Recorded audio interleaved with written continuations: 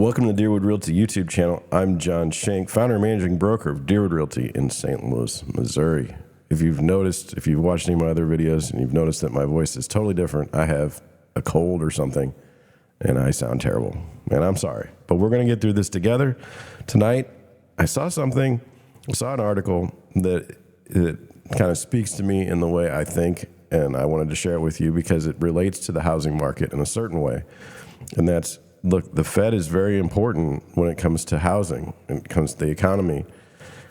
You know, their decisions can throw housing out of whack, which they've done, or they can help. It just, I mean, depending on what the situation is, you know, that's where the Fed comes in and either helps or destroys things.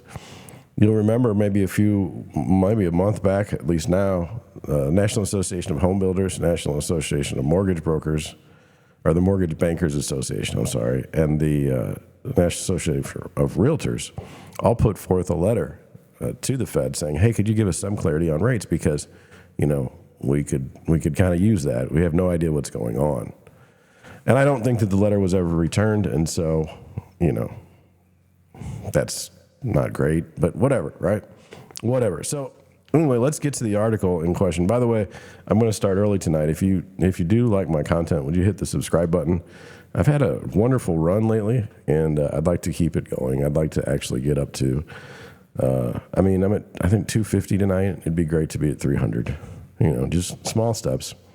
With that, let's get into it. It says, the Fed has no plan and is just hoping for the best. And man, I mean, if you could have a better headline than that, I don't know. It was on Zero Hedge, but it came from the Mises Institute. And so let's just kind of go through it together. It's a great read, but you kind of have to get all the, you know, all the words. It's not easy to skip this one. So let's start off with this. It says the Federal Reserve's Open Market Committee last week left the target policy interest rate, the Fed funds rate, unchanged at 5.5%. This pause in the target rate suggests the FOMC believes it has raised the target rate high enough to rein in price inflation, which has run well above the Fed's arbitrary 2% inflation target since mid-2021. I say believe, but perhaps the more appropriate word here is hope. And I think the same thing. I don't think the Fed has any idea what they're doing. I know what they want to do, but I just don't think that.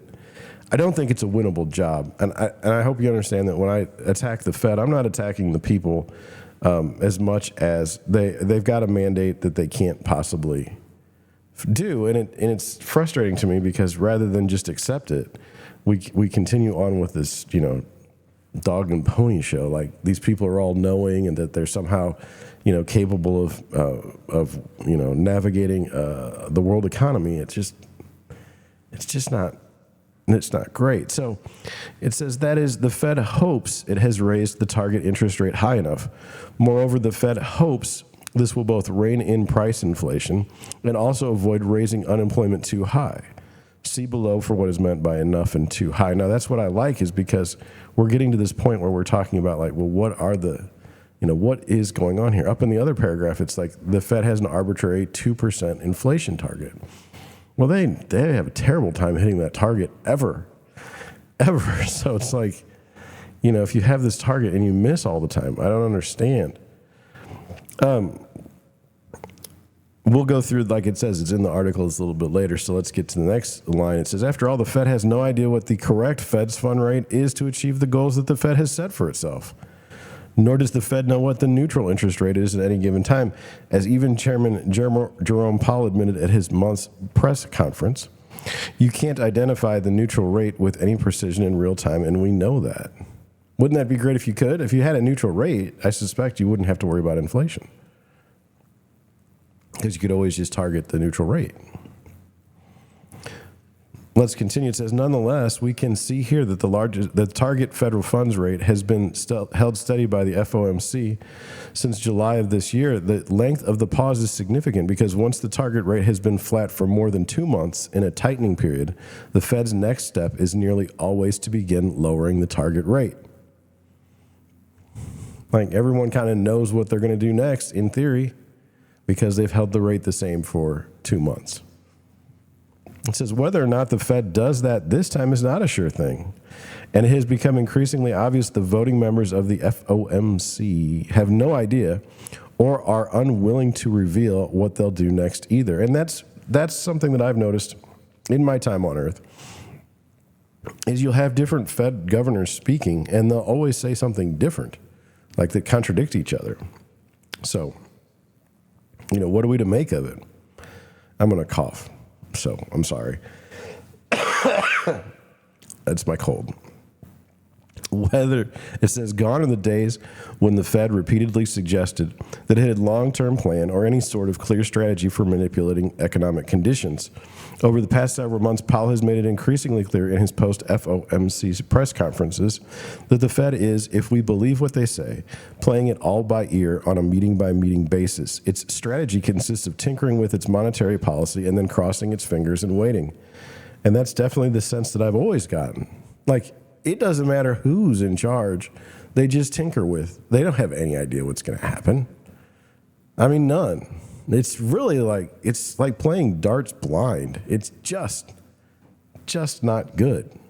I don't think. So this is just a fancy way of saying we have no idea what will happen next. This may seem like an admission of the obvious reality of many to people. I believe this. It's obvious to me they have no idea what they're doing. But this all contradicts the decades of propaganda we've been told about the Fed and its technocrats. And this is key. Once you figure these things out, once you see them in real life, your mind will be blown. We're supposed to believe that the Fed has the nation's best economists and the best economic models and pursues policies based on apolitical economic science. Yet it all turns out that the Fed has nothing in its toolbox other than tinkering each month with a few knobs and levers and hoping price inflation goes down.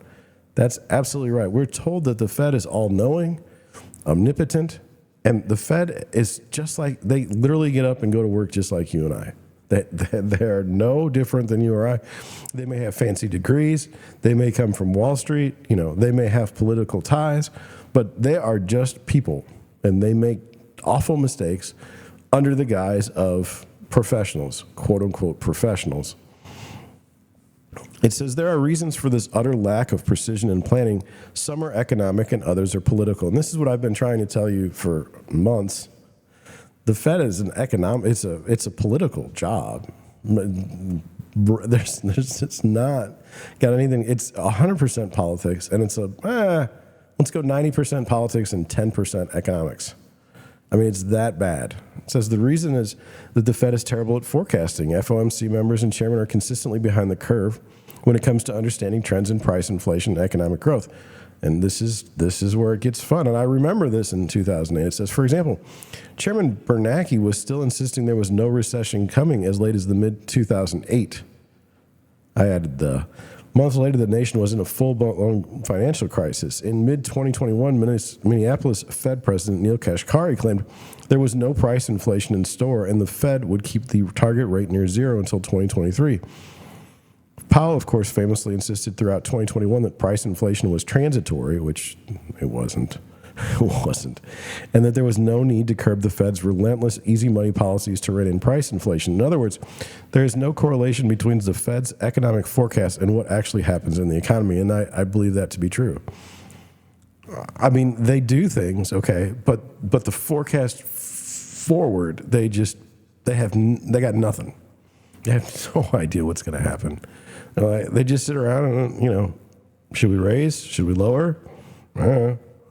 Let's come up with something that sounds smart. It says, other reasons for the Fed's evasiveness are political, which is what I've been saying. Contrary to the longstanding myth of the Fed independence and political neutrality, the Fed is a deeply political organization committed to kicking the can down the road to get the regime through just one more election without physical or monetary disaster. The Fed is also expected to ensure that the federal government has easy access to liquidity and deficit funding, while also ensuring that price inflation and unemployment remain at levels politically palatable to the voters. And that's been my concern this whole time. They're screwing with employment. They're screwing, and to me, that's just evil. I hate to say it, but if you're given a choice, if you can save American jobs, okay, or or hand a bunch of money to, oligarchs in other countries. The Fed has a real tough time with helping out the American worker. They don't really care if you lose your job. In fact, we've had full employment for a long time now. And just as a matter of trends, you would think that it would go down a bit. And I'm sure the Fed is hoping it does. But they're talking about employment softness. By the time they get to that, it's going to be scary, in my opinion. But it's so political.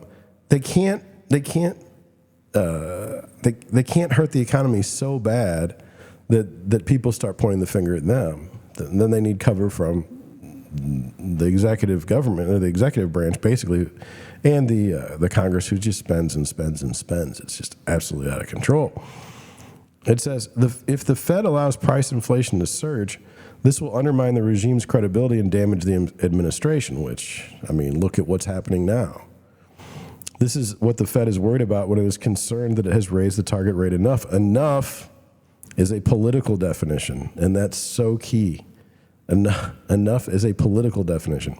It's how you use the word. On the other hand, the Fed doesn't want unemployment to rise to politically problematic levels. That would also be bad for both the Fed and the administration. So let's go through that again. On the other hand, the Fed doesn't want unemployment to rise to politically problematic levels, and that's right. This is what the Fed worries about in terms of raising the target rate too much. What constitutes too much is a political question. That's right. So you've got basically the mandate for the Fed, and they're both political questions. They're political mandates, basically. It says, meanwhile, the regime wants the Fed to help keep interest rates on government debt low so the costs of deficit spending don't get out of hand, which they've gotten out of hand. That means pushing down the federal funds rate and other interest rates through its open market operations, but risking more price inflation. Debt costs, unemployment, and price inflation are all political problems the Fed must manage at once. But the time horizon is strictly short term, and this was key, and this was eye-opening for me. And hopefully, if you manage to make it through the video this long, you'll see how amazing this is. There is no long-term thinking here about building a sound economy, fostering investment, or helping the working man save for retirement. The Fed's concern is keeping up appearances, and this requires constant open-ended tinkering with policy rates and the Fed portfolio and hoping for the best. Now, my own opinion is, I don't think that this was too harsh. I don't think this was too harsh of an article on the Fed. I think that the Fed is in a difficult spot because, like they said, if the politics involved don't go well, then the Fed is in trouble. And they will preserve themselves before anybody else. So how does this relate to the housing market? Well, we've seen a tremendous run-up in prices on homes due to, in my opinion, tremendous government spending, and that's a combination of that and keeping the borrowing rates artificially low for too long. These are the two things that have just really destroyed. Now, we've got inflation now, and inflation, once it starts, is hard to get under control. And so that's why you see kind of this battle going on where things in our everyday lives are screwed up. If you go to the grocery store, I was talking to my wife, a 12-pack of Coke cans was like $6.50 at Walmart. Halloween candy, the 200-piece set, was like $27 this year. I mean, these are ridiculous numbers, okay? We have not seen what I thought we were going to see, and that was an expansion in prices for energy. I thought that the oil prices were going to go through the roof by now, which was going to cause even more of an issue. Luckily, we haven't had that. But, we talked about it last night. You see it in services as well. Companies like UPS are going to raise their rates 5% and 6% to pay off the employees.